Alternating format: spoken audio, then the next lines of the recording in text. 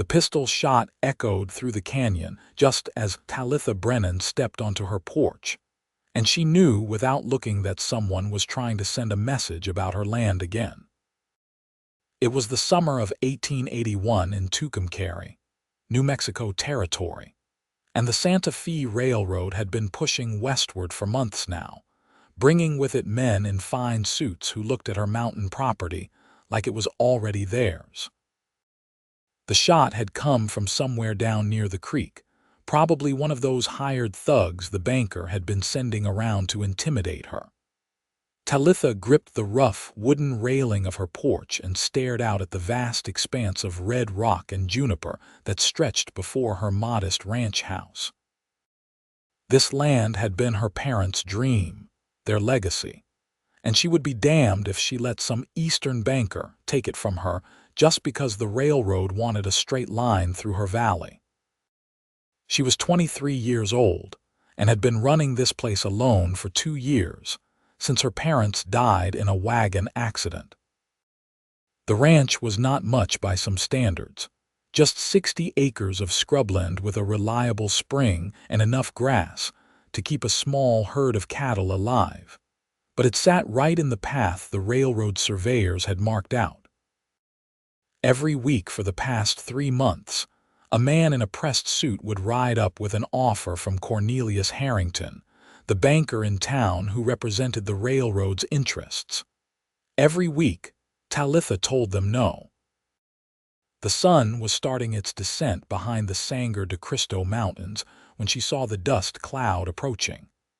Another visitor, though this one moved differently than the banker's men. This rider came from the high country, following the old deer trail that wound down from the peaks. Talitha shaded her eyes and watched as the figure grew closer. Even from a distance, she could tell this was not one of Harrington's fancy hired guns. The man who emerged from the dust was unlike anyone she had seen in town. He sat astride a massive buckskin horse, his broad shoulders filling out a worn leather vest over a dark shirt. His hair was long, falling past his shoulders in waves the color of dark honey, and even from yards away she could see the powerful build of someone who lived hard in the mountains. He had the look of a man who had spent years surviving by strength and skill, rather than words and money. He reined his horse to a stop at the edge of her property, respectful of her boundaries, and called out in a voice that carried easily across the distance. "Madam, I do not mean any trouble. Name is Preston Irving. I have a claim up in the high country and I heard shots. Wanted to make sure everything was all right down here." Talitha studied him for a long moment. She had heard stories about the mountain men who lived in the peaks above Tucumcari, trappers and hunters who preferred solitude to civilization. This Preston Irving certainly fit the description. His arms were thick with muscle, visible even through his sleeves, and his hands looked capable of breaking rock or defending against anything the wilderness threw at him. But his eyes, a startling shade of blue-gray, held concern rather than threat. "I appreciate your concern, Mr. Irving," she called back. "I am fine. Just some troublemakers trying to scare me off my land." He nudged his horse closer, moving with an easy grace that spoke of countless hours in the saddle. Up close, she could see the strong line of his jaw, shadowed with several days of stubble, and the way his eyes scanned the surrounding landscape with the awareness of a predator. "You are Talitha Brennan. I have heard about your situation in town, the banker and the railroad. News travels fast, even to the mountains, I suppose." She relaxed slightly, though she kept her right hand near the rifle she always kept by the door. "You shopping for land too, Mr. Irving?" A ghost of a smile crossed his weathered face. "No, madam. I have got more mountain than I know what to do with, and no desire for anything flat.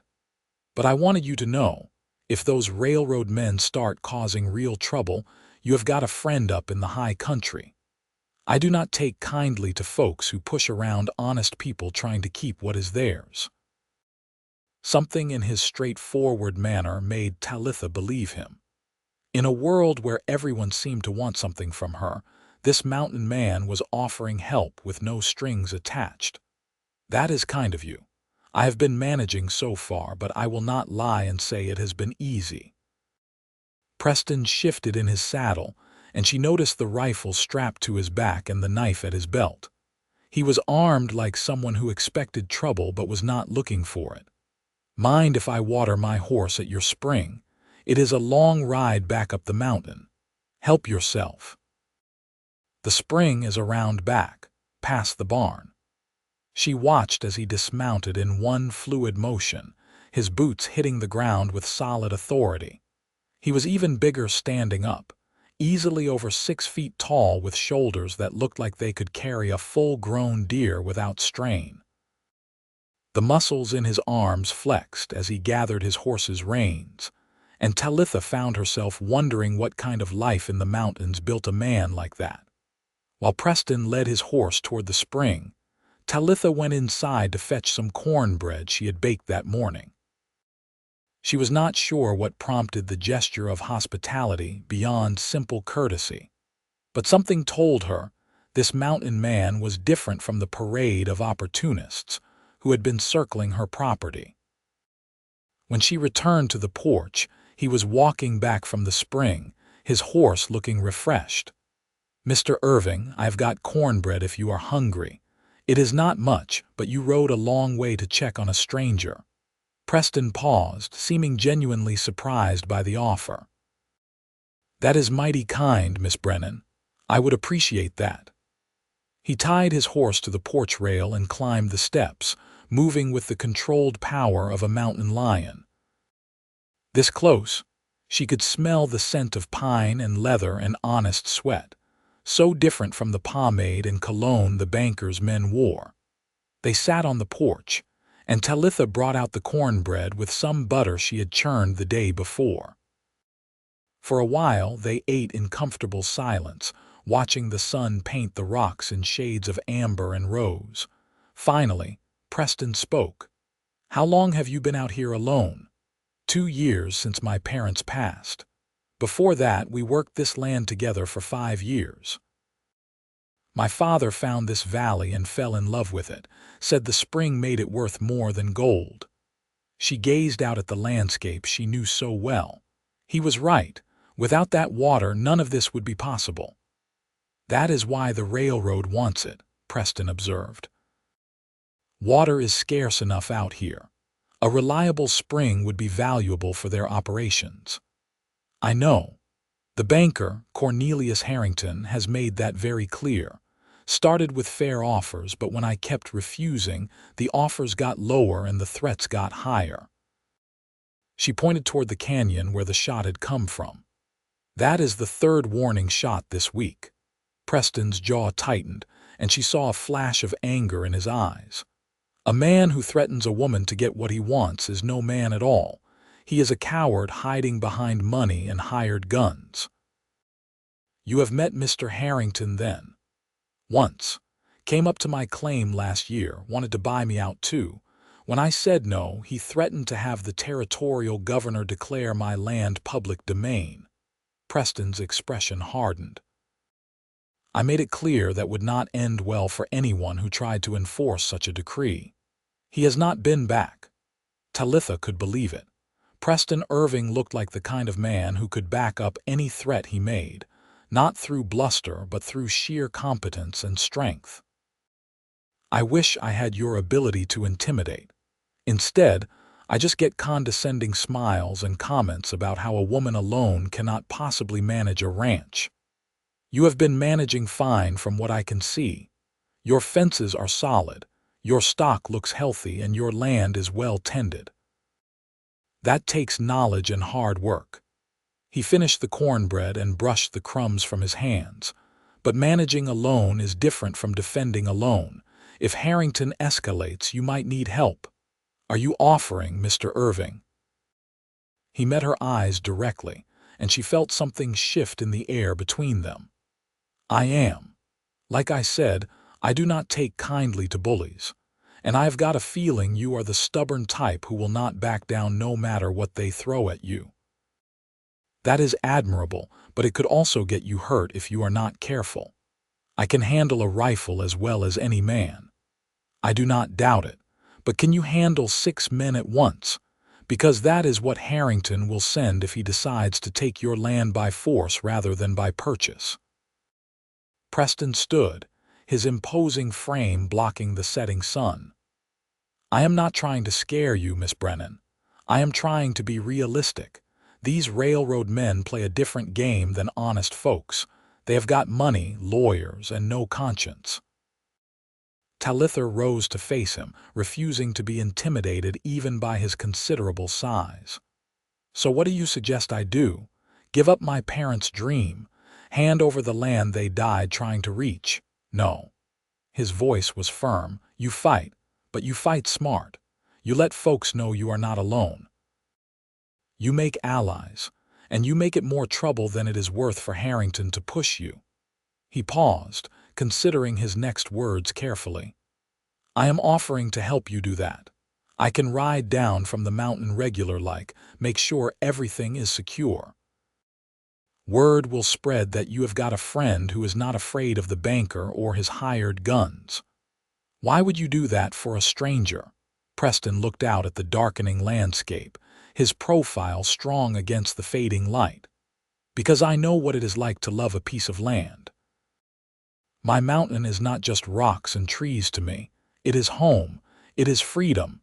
It is the place where I feel like I fit in this world. I reckon you feel the same about this valley. He turned back to her.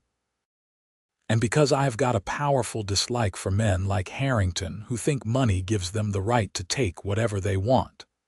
Something in Talitha's chest tightened at his words. She had been alone in this fight for so long, carrying the weight of worry and determination by herself. The offer of help, of someone who understood what this land meant to her, was almost overwhelming. I cannot pay you, Mr. Irving.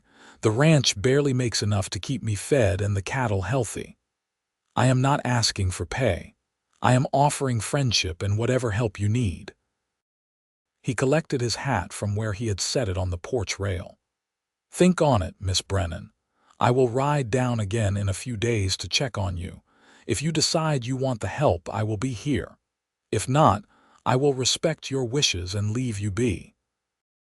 He mounted his horse with the same effortless strength he did everything, settling into the saddle like he was born there. Talitha walked to the edge of the porch, suddenly reluctant to see him go. Mr. Irving, thank you for checking on me and for the offer. It means more than you might realize. Preston touched the brim of his hat in a gesture of respect. You are welcome, Miss Brennan, and please call me Preston. Mr. Irving sounds like my father, and he has been dead these 10 years. Only if you call me Talitha. Miss Brennan makes me feel like a schoolteacher. That earned her a genuine smile, the first she had seen from him, and it transformed his rugged face into something approaching handsome. Talitha it is, then. You take care now.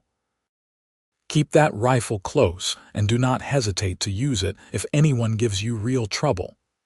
She watched him ride away, his silhouette growing smaller as he headed back toward the high country.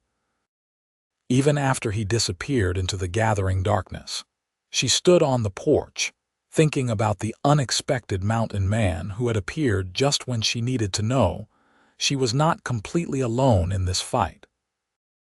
That night, Talitha lay in her bed listening to the familiar sounds of the ranch settling around her. The wind in the juniper, the distant call of a coyote, the creak of old wood adjusting to the cooling air. But her thoughts were not on these familiar things. Instead, she found herself thinking about Preston Irving, about the strength in his hands and the understanding in his eyes. She told herself it was simple gratitude, relief at having an unexpected ally. But something deeper stirred in her chest, something she had not felt in the 2 years since her parents' death had consumed all her energy and emotion. She pushed the thoughts away and focused on more practical matters.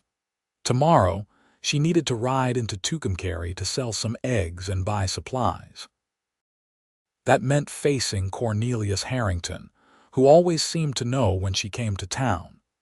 She dreaded these encounters, the way he looked at her like she was a stubborn child who would eventually see reason. But she needed cornmeal and coffee, and her chickens had been laying well.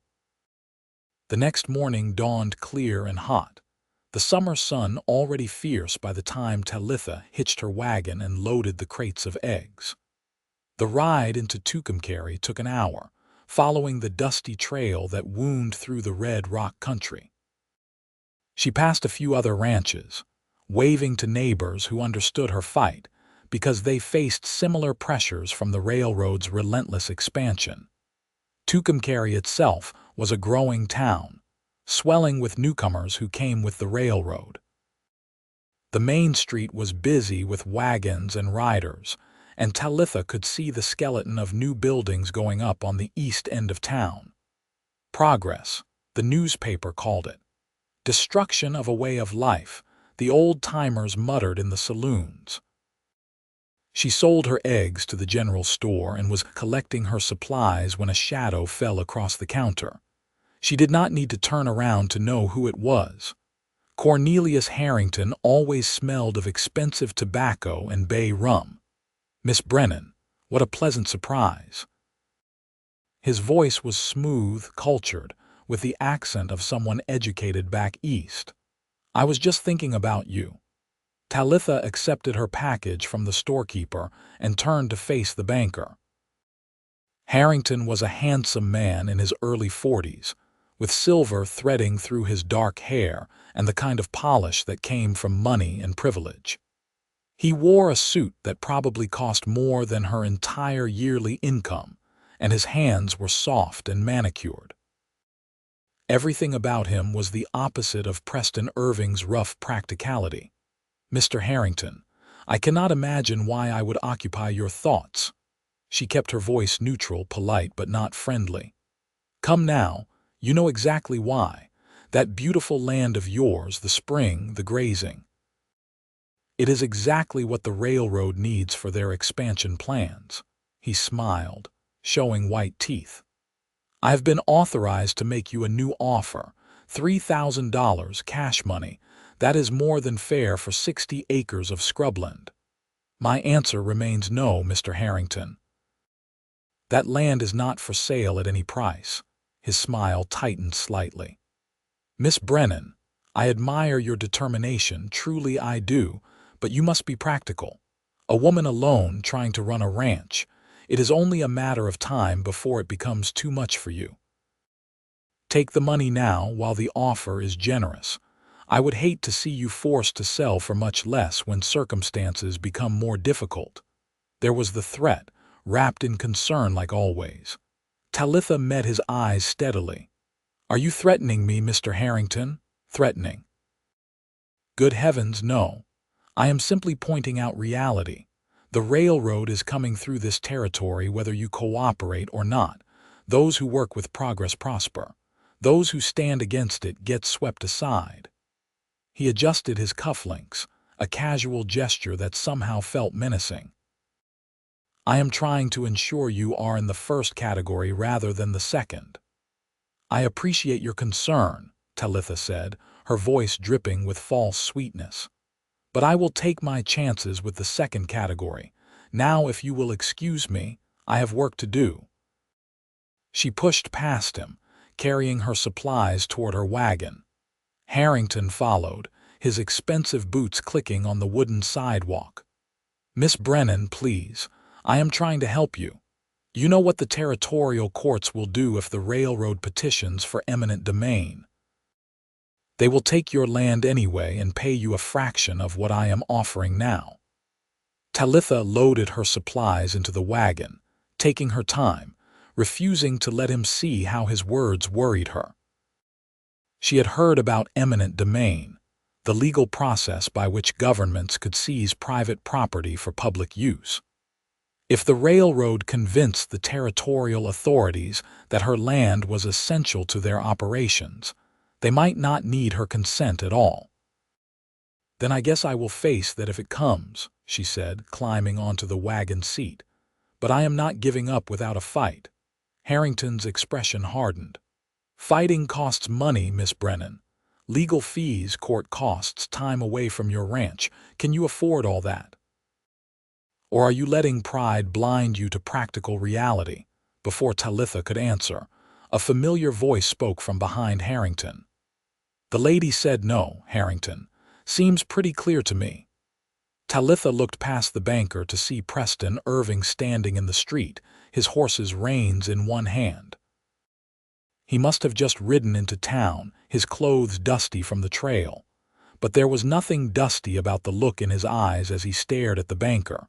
Harrington turned, annoyance flashing across his face. Irving, this does not concern you. This is a private business discussion. Looked more like harassment to me. Preston moved closer, and Talitha noticed how other people on the street seemed to instinctively give him space. His size and obvious strength made him stand out among the townspeople. Miss Brennan has made her position clear multiple times. A gentleman would respect that and leave her alone. A gentleman understands business realities, which is clearly beyond your comprehension. Harrington drew himself up, trying to match Preston's height and failing. I am trying to save this foolish woman from making a terrible mistake. The only mistake I see is you still talking when you have been told to stop. Preston's voice remained calm, but there was steel underneath. Why don't you head back to your bank and let Miss Brennan get on with her day? For a moment, Talitha thought Harrington might push the confrontation. The banker's face reddened, and his hand twitched toward his vest pocket where she knew he kept a derringer. But Preston did not flinch, did not move, just stood there radiating the kind of confidence that comes from knowing you can handle whatever comes next. Harrington was smart enough to recognize he was outmatched. This is not over, Irving, and Miss Brennan, you will regret your stubbornness. I guarantee it. He turned on his heel and stalked away, his expensive coat flapping. Talitha released a breath she had not realized she was holding. Thank you, Preston. He has never been quite that aggressive before. He is getting desperate. Preston moved to stand beside her wagon, one hand resting on the side rail. Which means he is under pressure from his railroad bosses. That makes him more dangerous. I heard. Eminent domain. Can they really do that? Maybe.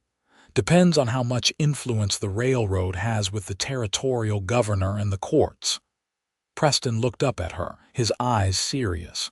But it would not be quick or easy, and it would draw attention. Newspapers love stories about big companies pushing around homesteaders. Bad publicity could cost the railroad more than your land is worth. Talitha considered this. So I need to make myself more trouble than I am worth. Exactly, and having friends helps with that. Speaking of which, I was going to ride out to your place after I got supplies, but since you are here, want some company on the ride back. Safety in numbers and all that. She smiled, genuinely pleased by the offer. I would like that, though I should warn you people will talk. Woman and a mountain man riding together. Let them talk. I have been the subject of gossip since I came to these mountains 5 years ago. Folks will always find something to whisper about. He swung onto his horse with that easy grace she was starting to recognize as characteristic. Besides, your reputation matters more than mine. Anyone who knows you are as respectable as they come. Riding with a friend in broad daylight is nothing scandalous. They rode out of Tucumcari together, Talitha's wagon and Preston's horse moving at an easy pace. The day was growing hotter, the sun beating down on the red rocks until they seemed to shimmer with heat. But Talitha found she did not mind the temperature as much with Preston riding alongside. They talked as they traveled, cautious at first but gradually more comfortable. Preston told her about his life in the mountains, how he had come west after the war between the states, looking for solitude after too much violence and too many deaths. He had tried prospecting first, like so many others, but found he preferred trapping and hunting to digging in the dirt. The mountains had given him peace, a place where the only demands on him were the practical ones of survival. Talitha shared her own story, how her parents had dreamed of the West after reading too many dime novels in Pennsylvania. Her father had been a clerk in a factory, slowly dying inside from the sameness of it all. Her mother had supported his dream, even though it meant leaving family and security behind. They had made it to New Mexico territory with their young daughter and claimed their 60 acres with the same determination Talitha now used to defend it. "They would be proud of you," Preston said as they neared her ranch. "Standing up for what they built, that takes courage or stubbornness." "I am not always sure which. Can be both. Often is." He scanned the landscape with those alert eyes, and Talitha realized he was checking for threats, looking for signs of the men who had been harassing her. "You have got good land here, Talitha. Your father knew what he was doing when he claimed this valley." The use of her first name sent a small thrill through her, though she tried to ignore it. They were becoming friends, that was all. The fact that she found herself noticing the way the sun caught in his hair, or how his arms flexed when he controlled his horse, was simply natural observation. It meant nothing. When they reached her ranch, Preston helped her unload the supplies, carrying sacks that would have made her struggle as if they weighed nothing. She invited him to stay for dinner, and he accepted after checking to make sure his presence would not compromise her reputation. They ate simple fare, beans and cornbread with some dried venison Preston contributed from his saddlebags. But the conversation made the meal feel special, ranging from practical matters of ranching to broader questions about life and purpose. As the sun set, Preston stood to leave. "I will ride down again in a couple days if that is all right with you, just to check on things." "I would appreciate that." Talitha walked him to where his horse waited. "Preston, can I ask you something?" "Of course." "Why are you really doing this? Helping me, I mean." "You could stay up in your mountains and never worry about my problems." He was quiet for a moment, his hand on his saddle. When he spoke, his voice was thoughtful. "I guess because I see something worth protecting, not just the land, though that matters. But you, the way you stand up for what is right even when it would be easier to quit. The world needs more people like that, not fewer. And maybe because I have been alone in those mountains long enough to remember how it feels to have someone who cares whether you are all right or not." Talitha felt her heart skip at his words. Before she could second-guess herself, she reached out and touched his arm. Even through his shirt sleeve, she could feel the solid muscle underneath. "Thank you, Preston, for everything." He covered her hand with his own, his palm warm and rough with calluses. "You are welcome, Talitha. You are not alone in this fight. Remember that." After he rode away, Talitha stood in the gathering darkness, her hand still tingling from his touch. She was developing feelings for the mountain man. She could not deny it anymore. But was it just gratitude and loneliness, or something deeper? And did he feel anything similar? Or was she reading too much into his kindness? The next 2 weeks established a pattern. Preston rode down from the mountains every few days, always with some practical excuse. He needed to pick up supplies in town. He wanted to check the creek levels. He had seen smoke and wanted to make sure it was just her chimney. But Talitha knew, and suspected he knew she knew, that the real reason was simply to see her, to make sure she was safe, to spend time together. During those visits, they worked side by side on ranch tasks. Preston helped her repair a section of fence that had been mysteriously cut, his powerful arms driving posts into the hard ground with ease. She showed him how she managed her small cattle herd, and he offered suggestions based on his observations of wild animals in the mountains. They talked, laughed, and slowly built something that felt like friendship but carried the potential for more. Talitha found herself looking forward to his visits with an eagerness that went beyond practical help. She noticed she took more care with her appearance on days she thought he might come, brushing her long brown hair more carefully and choosing her cleaner work clothes. She caught herself smiling for no reason while doing chores, remembering something funny he had said or the way his eyes crinkled when he laughed. Preston, for his part, seemed equally affected. He started bringing small gifts, a string of trout from a mountain stream, wildflowers he claimed were growing near his cabin, a book of poetry he thought she might enjoy. His touches lingered longer when he helped her down from the wagon or handed her tools. And the way he looked at her sometimes, when he thought she was not paying attention, held a warmth that had nothing to do with friendship. But neither of them spoke of these growing feelings, both cautious for different reasons. Talitha had never been in love before, her young life consumed by hard work and family duty. She was not sure how to navigate these new emotions, whether to trust them or guard against potential heartbreak. Preston carried wounds from his past, scars from the war and from years of self-imposed solitude. He was drawn to Talitha, but feared what it might mean to open his heart after so long keeping it protected. Meanwhile, Cornelius Harrington did not give up. The harassment escalated in subtle ways. Talitha's cattle started wandering off, gates left mysteriously open. Supplies she ordered in town would be delayed or lost. Men she did not recognize began appearing on the edges of her property, watching but never quite doing anything she could confront them about. Through it all, Preston's presence provided both practical help and emotional support. When 5 of her cattle went missing, he tracked them into the hills and brought them back.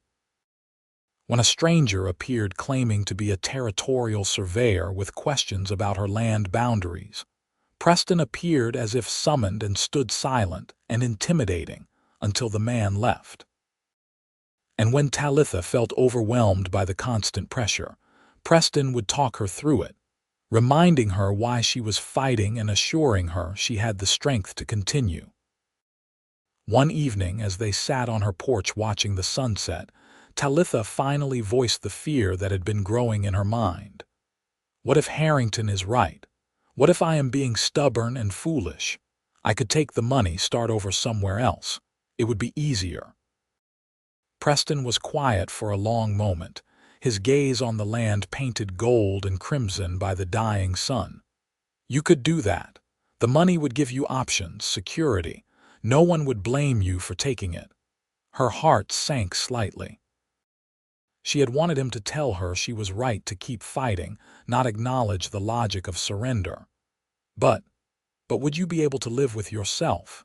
He turned to look at her, his expression serious. Would you be happy knowing you gave up your parents' dream? Could you start over somewhere else without always wondering what would have happened if you had held on just a little longer? I do not know, she admitted. Maybe I would get over it eventually. Maybe. Or maybe it would eat at you forever, a constant regret. Preston reached over and took her hand, his grip gentle despite his strength. Talitha, I cannot tell you what to do. This is your land, your decision, but I know you. I have watched you these past weeks, seen how you care for every inch of this ranch, how you light up when you talk about your parents' dreams. Giving up would break something in you, I think. And that would be a greater loss than any piece of land, no matter how valuable.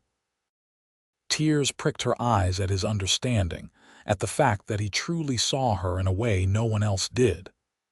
I am scared, Preston. What if I fight and lose everything anyway? What if Harrington finds a legal way to take it, or his men escalate to real violence? Then you will face those things as they come. But you will face them knowing you did not surrender, that you honored your parents and yourself by fighting for what matters. He squeezed her hand. And you will not face them alone. I meant what I said about being your friend, about helping however I can." "Why?" The question came out barely above a whisper. "Why do you care so much? We barely knew each other a month ago." Preston's expression shifted, becoming vulnerable in a way she had never seen. "Because somewhere in these past weeks, you have become important to me. More important than I expected. I think about you when I am up in the mountains. I worry about you. I look for excuses to ride down here because I want to see you, to make sure you are all right, to just be near you." He paused, seeming to struggle with the words. "I have been alone a long time, Talitha. By choice, because it seemed easier than risking connection after everything I lost in the war. But you make me think maybe I have been wrong. Maybe isolation is not strength but just another kind of surrender." Talitha's breath caught. "Preston, I feel the same way. I did not want to. I tried to tell myself it was just gratitude or loneliness, but it is more than that. When you are here, everything feels possible. When you are gone, I count the days until you come back. I have never felt this way about anyone." He released her hand only to cup her face, his palm rough but infinitely gentle against her cheek. "I am not an easy man to care for. I have got a dark past, habits formed from too much solitude, and a stubborn streak as wide as yours. But I swear to you, Talitha, if you give me a chance, I will do everything in my power to make you happy, to protect you, to stand beside you in whatever fights come." "I do not need easy," she said, her voice steady despite the emotions flooding through her. "I need real. I need honest. And I need someone who sees me as capable and strong, not fragile and in need of rescue. Can you be that? I already see you that way. You are the strongest person I know." His thumb brushed her cheekbone. "May I kiss you, Talitha?" Instead of answering with words, she closed the small distance between them, pressing her lips to his. The kiss was gentle at first, tentative as they both adjusted to this new territory. But then Preston pulled her closer, and the kiss deepened, carrying all the longing and emotion they had been building for weeks. His arms went around her, strong and protective without being confining, and Talitha felt something inside her settle into place, like a piece of herself she had not known was missing had finally been found. When they finally broke apart, both breathing heavily, Preston rested his forehead against hers. "I am in love with you, Talitha Brennan.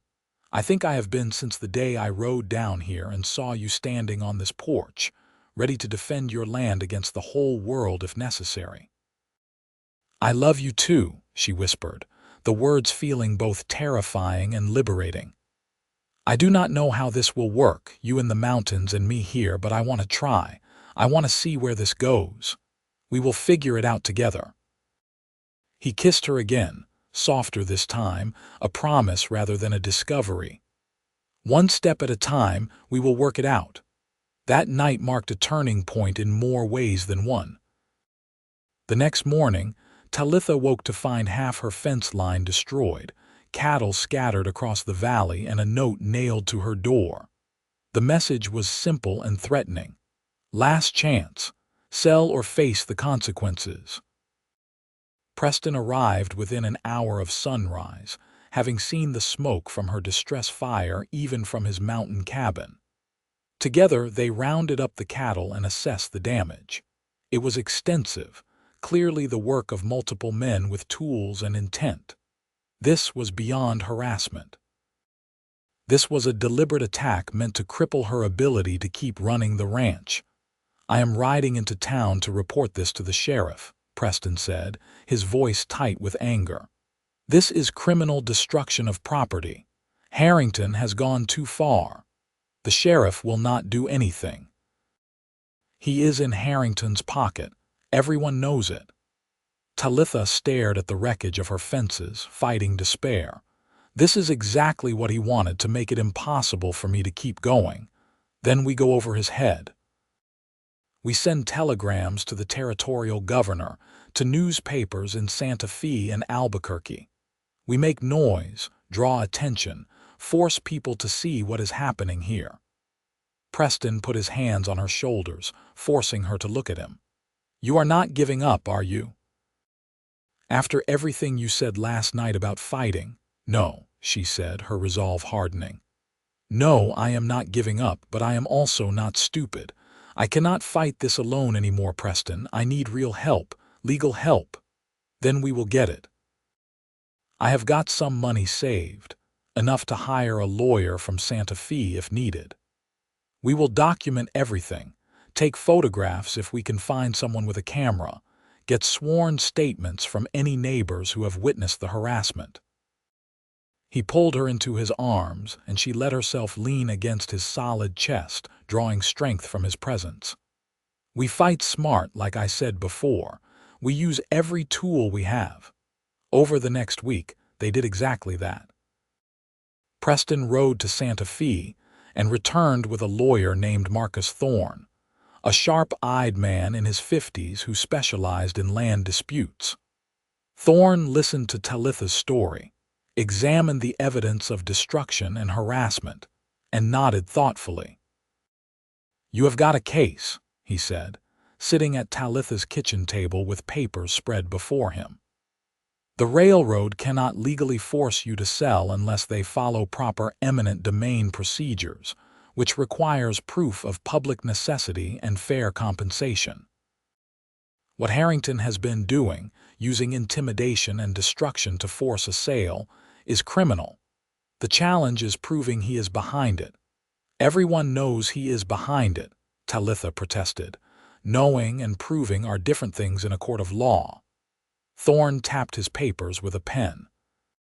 But if we can establish a pattern, get testimony from others he has pressured, we might be able to make enough noise that the railroad decides you are not worth the bad publicity. Big companies hate negative attention, costs them investors and political support. They spent days building the case. Preston rode to neighboring ranches, gathering statements from others who had faced similar pressure from Harrington. Talitha wrote detailed accounts of every threatening visit, every offer and counter-offer, every incident of vandalism. Thorne drafted legal documents asserting her rights and threatening countersuits if the harassment continued.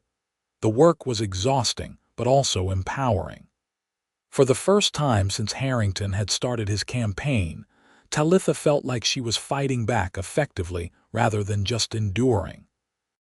And through it all, Preston was there, a constant source of support and strength.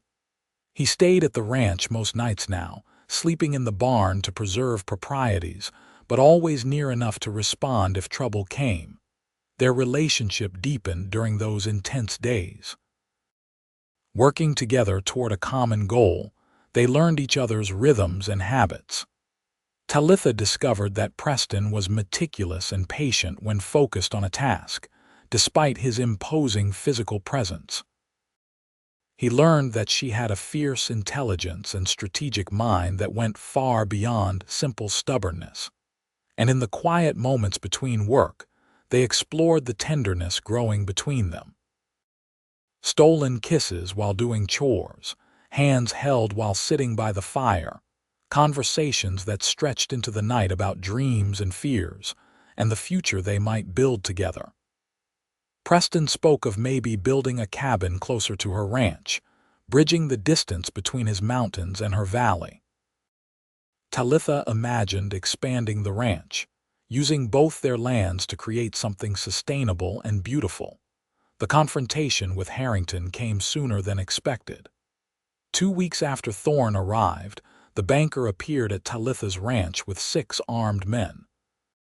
But he found not a lone woman he could intimidate, but Talitha flanked by Preston, the lawyer, and 4 neighboring ranchers who had come to show solidarity. Harrington's confident expression faltered when he saw the gathering. What is this? Some kind of vigilante committee?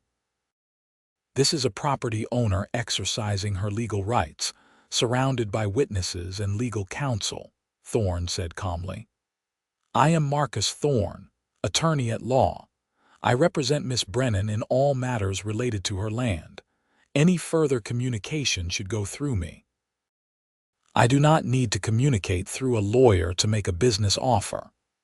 Harrington tried to recover his composure. You do when your previous offers have been accompanied by criminal harassment and destruction of property. Thorne produced a document. This is a formal complaint detailing every incident of vandalism, intimidation, and illegal activity associated with your attempts to acquire this land. Copies have been sent to the territorial governor, the federal marshal, and newspapers in Santa Fe, Albuquerque, and Denver. The color drained from Harrington's face. You cannot prove I had anything to do with any vandalism. We have sworn statements from a dozen witnesses, documentation of the pattern of harassment, and testimony from your own employees about meetings where you discussed using intimidation tactics. Thorne's voice remained professional, almost bored. We do not need to prove it beyond doubt, Mr. Harrington. We just need to create enough questions that the railroad decides you are more liability than asset. Which newspaper headline do you think they will like better? Railroad brings progress to New Mexico, or railroad agent uses criminal tactics to steal widow's land? Harrington looked around at the assembled group, his hired guns suddenly seeming less threatening in the face of organized legal opposition. His gaze settled on Preston, who stood with arms crossed, every inch the dangerous mountain man. You put her up to this, Irving. This is your doing. This is Talitha's doing, Preston said quietly. I just helped her organize what she was going to do anyway. The lady said no, Harrington. She has been saying no for months. Time you learn to accept it. The railroad will not stop. They will find another way to get this land. Let them try through legal channels, Thorne interjected. File for eminent domain if you think you can prove public necessity. But be aware that we will fight it in court, and we will make sure every newspaper in the territory covers the story. Is this woman's 60 acres really worth that much trouble to your employers? Harrington stood there, visibly struggling with rage and frustration. Finally, he spun on his heel. This is not over. The railroad always gets what it wants eventually. Maybe. Talitha spoke for the first time, her voice clear and strong. But not today, and not from me. This is my land, my home, my parents' legacy. I will fight for it until my last breath if I have to. So tell your railroad bosses that if they want my land, they better bring more than threats and hired thugs. They better bring an army and legal justification. And even then, I will make it the most expensive 60 acres they ever acquired. The banker and his men left, and a cheer went up from the assembled ranchers. Thorne smiled, genuinely pleased. That was well done, Miss Brennan. Very well done. I think we may have turned the tide here. Over the following weeks, it became clear that Thorne was right. The harassment stopped completely. Word filtered back through various channels that the railroad had decided to route their line slightly north, avoiding Talitha's property entirely. The cost and bad publicity of fighting her had outweighed the convenience of the direct route. Harrington himself quietly left Tucumcari, reassigned to a different territory where his heavy-handed tactics might have been less exposed. Talitha had won. Her land was safe, her home preserved. But the victory felt less important than it might have because something even more significant had happened during the fight. She had fallen completely, irreversibly in love with Preston Irving, and he with her. The question now was what came next. They sat on her porch one evening after the danger had passed, watching the familiar sunset, both aware that they needed to address the future. I do not want to go back to the mountain, Preston said quietly. Not without you anyway. These past weeks, being here, working beside you, it has felt more like home than my cabin ever did. "Then do not go back," Talitha said simply. "Stay here. Help me run the ranch. We could build it into something bigger, better. Use your trapping and hunting knowledge. Expand to include those skills along with the cattle. You are asking me to give up the mountains. I am asking you to share a life with me. The mountains will still be there. We can visit your cabin. You can still trap and hunt when the season calls for it. But your home would be here with me." She turned to face him. "Preston, I know we have not known each other long by conventional standards, but I love you. I want to build a future with you if you want the same." Preston pulled her close, wrapping his powerful arms around her. "I want that more than I have wanted anything in years, but I want to do it right. Talitha Brennan, will you marry me? Let me be your husband, your partner, your friend for whatever life we have left." "Yes," she said without hesitation. "Yes, absolutely yes." They were married 3 weeks later in a simple ceremony in Tucumcari, with her neighboring ranchers as witnesses and Marcus Thorne standing in as a guest of honor.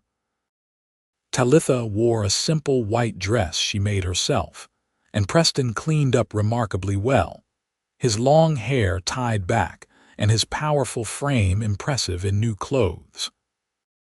When the circuit preacher pronounced them husband and wife, Preston kissed her with such tenderness that several women in attendance sighed audibly. The months that followed were some of the happiest of Talitha's life. Preston proved to be an incredible partner in every way. His knowledge of the land and animals helped them expand the ranch's productivity. His strength and skill made tasks that had been overwhelming for her alone manageable for the two of them together. And his love, expressed in countless small gestures and moments of tenderness, filled a loneliness she had not fully acknowledged until it was gone. They worked hard, building the ranch into a thriving operation. Preston built additions to the house, expanding it to accommodate the future family they both hoped for. They acquired more cattle, developed a small horse breeding program, and even started a sideline in Preston's hunting and trapping skills, selling furs and hides to supplement their income. But it was not just work. They also learned to play, to enjoy the life they were building. Evening rides through the valley, watching the sunset paint the rocks in impossible colors. Morning coffee on the porch before the day's work began, talking about everything and nothing. Nights in each other's arms, exploring the physical dimension of their love with growing confidence and joy. A year after their marriage, Talitha discovered she was pregnant. The news filled them both with excitement and trepidation. They were far from any town, with only each other to rely on if complications arose. But Preston's calm strength and Talitha's determination saw them through. He read every book on childbirth they could acquire, talked to experienced ranchers' wives for advice, and prepared supplies months in advance. When the time came, in the spring of 1883, a neighbor woman came to help, but it was Preston's hand Talitha gripped as she labored through a long night. And it was Preston who first held their son, a healthy boy with his father's strong features and his mother's determination visible even in infancy. They named him Thomas Brennan Irving, honoring Talitha's father while acknowledging the new family they had created together. Preston cried when he held his son for the first time, tears streaming down his weathered face as he promised the baby he would be the best father he knew how to be. Thomas was followed 2 years later by a daughter they named Sarah, and 2 years after that by another son they called James. The ranch house filled with the sounds of children, laughter and tears, and the constant energy of young life. Preston proved to be a devoted father, gentle with his children despite his imposing size, patient with their endless questions and needs. Talitha watched him with their children and fell in love with him again and again, seeing new dimensions of the mountain man she had married. He taught Thomas to track animals and read weather signs. He showed Sarah how to gentle wild horses with patience and respect. He carried James on his shoulders while doing chores, the toddler shrieking with delight at the height. The ranch prospered under their joint management. Word spread about the quality of their horses and cattle, and buyers came from as far as Santa Fe to purchase their stock. They added more land as neighbors retired or moved on, expanding their holdings while never forgetting the original 60 acres that had started everything. Preston never completely gave up the mountains.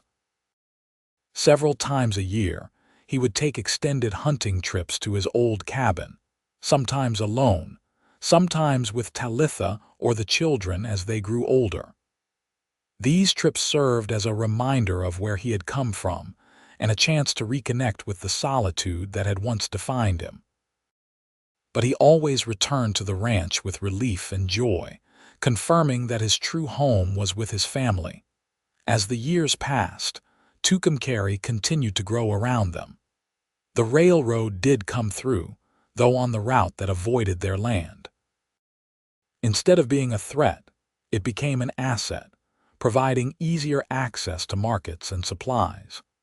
The town evolved from rough frontier settlement to established community, with schools and churches and social organizations. Talitha and Preston became respected members of this community. They were known for their successful ranch, their strong marriage, and their willingness to help neighbors in need. When younger homesteaders faced pressure from land speculators or corporations, Preston would often appear to offer advice and support, his reputation as someone not to be trifled with, providing protection, even without violence. On their 10th wedding anniversary, Preston surprised Talitha with a gift. He led her up into the foothills above their ranch, to a spot where the view encompassed both the valley they had fought to keep and the mountains that had been his first home in New Mexico. There, he had built a small cabin, sturdy and beautiful, using timber from the high country. "I wanted us to have a place that was just ours," he explained as she examined the craftsmanship with wonder. "The ranch is home, but it is also work and children and responsibility. This can be our retreat, somewhere we come to remember who we were before we were parents and ranchers, a place to reconnect, just the two of us." Talitha wrapped her arms around him, this man who still found ways to surprise her with his thoughtfulness after a decade together. "It is perfect." "You are perfect. Not perfect. Just a man who loves his wife and wants to keep loving her better every year." He kissed the top of her head. "You took a chance on a rough mountain man, Talitha. I will spend the rest of my life making sure you never regret it."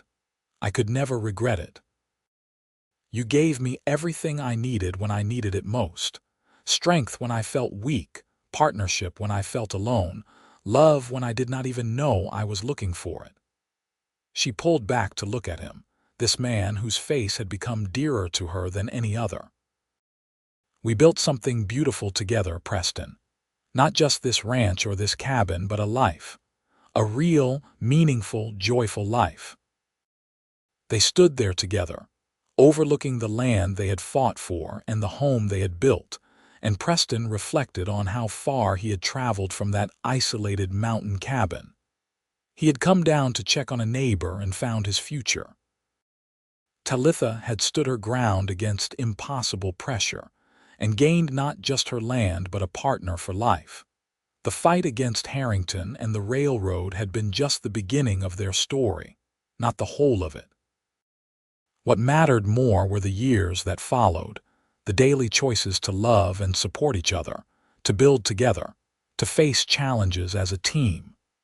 The land had been worth fighting for, not just because it was valuable, but because it became the foundation for everything else they created. As the sun set over the New Mexico landscape, painting the world in shades of gold and crimson, Preston and Talitha stood together in the doorway of their mountain cabin, his arm around her waist, her head resting against his shoulder. Below them, the ranch sprawled across the valley, their children safely in the care of a trusted neighbor for the night. Above them, stars were beginning to appear in the darkening sky. "No regrets?" Preston asked softly. "Not a single one," Talitha answered. "You?" "Only that I did not ride down from that mountain sooner." He tightened his embrace. "But I have got you now, and I am never letting go." They went inside the cabin as night fell fully, closing the door on the world outside. Tomorrow they would return to their responsibilities, to the children who needed them and the ranch that required constant attention. But tonight belonged just to them, to the love they had built through trials and trust, determination and devotion. The ranch continued to thrive through the years. Thomas grew into a young man who combined his father's strength with his mother's intelligence, eventually taking over more of the daily operations. Sarah showed a gift for horse breeding that expanded that aspect of the business significantly. James, the youngest, surprised everyone by showing academic inclinations and eventually left for university back east, though he always returned home for extended visits. Preston and Talitha aged together, their hair graying and their faces weathering, but their love remaining strong. They became grandparents, then great-grandparents, the ranch they had fought to preserve becoming the foundation for generations of family. The original 60 acres with its precious spring remained the heart of it all, a reminder of where everything began. When Talitha was 65, she fell ill with pneumonia during a harsh winter. Preston nursed her through it with the same devotion he had shown through their decades together, sitting by her bed, reading to her, holding her hand through the long nights. She recovered, but it served as a reminder that their time together, however precious, was finite. "We should write it down," she said one evening after her recovery, sitting by the fire with Preston. "Our story, how we met, how you helped me fight for this land, how we fell in love. The children and grandchildren should know." So they did, taking turns recounting their memories while one of their granddaughters, who had inherited Sarah's way with words, wrote it all down. The story of the banker who wanted their land, the mountain man who refused to let a woman face threats alone, and the love that grew from that first act of protection and respect. Preston lived to see his 80th year, still strong despite his age, though he moved slower than he once had. When he died peacefully in his sleep one spring morning, Talitha was beside him as she had been for over 40 years. She held his hand and told him she loved him, and though he could not respond, she believed he heard. She continued running the ranch with her children's help for 5 more years before peacefully passing herself. She was buried beside Preston on a hillside overlooking their valley, the mountains visible in the distance.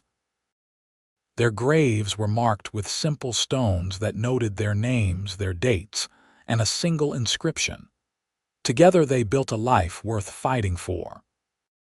The ranch remained in the family, passed down through generations, each adding their own chapter to the story while honoring the foundation Talitha and Preston had laid. The original house was preserved as a historical structure, and the story of the woman who stood against the railroad and the mountain man who loved her became local legend.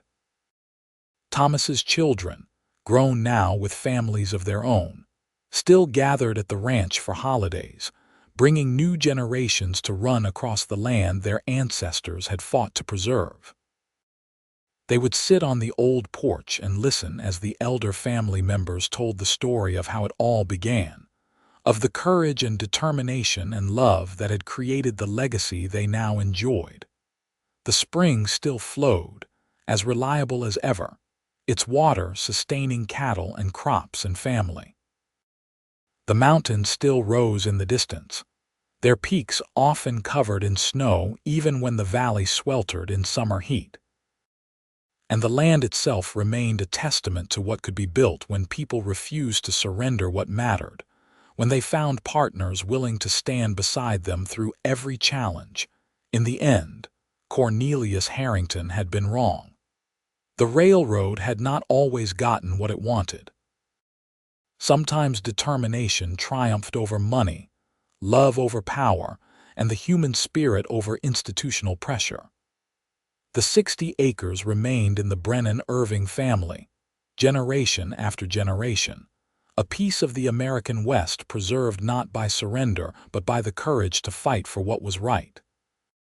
And on quiet evenings, when the wind was right and the sun set just so, some family members swore they could feel the presence of those first two, the stubborn rancher and her mountain man, still watching over the land they had loved and protected. Still together, still vigilant, still ensuring that their legacy of courage and love continued to inspire all who came after. The story of Talitha and Preston became more than just family history. It was taught in local schools as an example of early settlers standing up to corporate pressure. Historians wrote about it as a case study in land rights and frontier justice. But for those who truly understood, it was simply a love story, one that began with a pistol shot echoing through a canyon and a man riding down from the mountains to check on a neighbor, and evolved into something that lasted far beyond a single lifetime. Their cabin in the foothills still stood, maintained by family members who used it as Preston had intended, as a retreat and reminder of the love that started everything. Inside, photos documented the journey from that first meeting to the decades that followed, faces aging but eyes remaining bright with shared purpose and affection. In Tucumcari, now a modern town with paved streets and electric lights, there was a small museum dedicated to local history. In it, a whole section focused on the Brennan Irving Ranch, featuring copies of Harrington's threatening letters, Thorne's legal documents, and photographs of Talitha and Preston at various ages. But the centerpiece was a framed photograph taken on their 50th wedding anniversary, showing an elderly couple standing together on a familiar porch, his arm around her waist, her head resting on his shoulder, both smiling at the camera with the contentment of a life well lived together. Visitors would stop and read the placard explaining who they were and what they had done, and often someone would comment on how happy they looked, how you could see the love even in a faded black and white photograph. And the tour guides, many of whom were descended from the couple themselves, would smile and say yes, they had been happy because they had built their happiness together, one day at a time, one challenge at a time, one choice to love and support each other at a time. The land they fought for became more valuable with each passing decade, not in monetary terms, though that was true as well, but in meaning and legacy. It represented something that could not be bought or sold, a piece of history where courage and love had triumphed over greed and power. The spring that had made it valuable to the railroad became a symbol of persistence, still flowing strong more than a century after the fight that saved it. And so the story ended not with the death of its protagonists, but with the continuation of what they built, the family and ranch and legacy that grew from their refusal to surrender what mattered. Their love story became a foundation story, the beginning of something that would endure long after they were gone. In the deepest sense, Talitha and Preston never really left their beloved valley. They lived on in the land they had preserved, in the family they had created, in the example they had set for standing firm against pressure and building something beautiful together.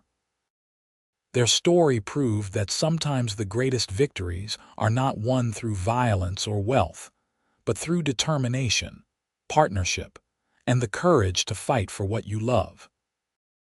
As the years turned to decades, and the decades to a century, the Brennan Irving Ranch remained, a working testament to what Talitha and Preston had built together.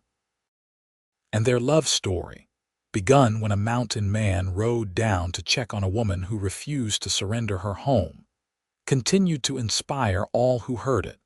A reminder that the greatest treasures in life are not land or money, but the connections we forge and the love we build with those who stand beside us through every trial.